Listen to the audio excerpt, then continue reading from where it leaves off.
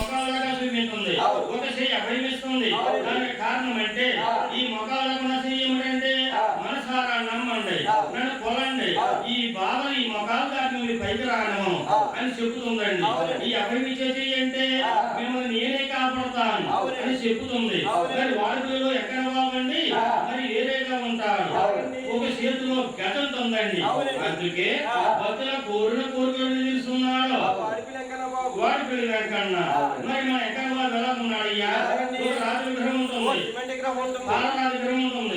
వాడపల్లిలోని ఎవరు నిర్మించలేదు, గోదావరిలో కొట్టుకొచ్చాడు మంచి కన్నమ్మాడి విగ్రహం అండి. అందుకే భక్తుల కోరికలు తీరుస్తున్నాడు గోవింద.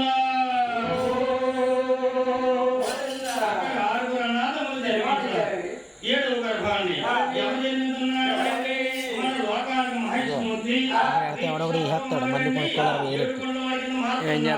దానికి కారణం ఏంటంటే కలియుగం మొదలైపోయింది, కలికాలం మొదలైపోయింది.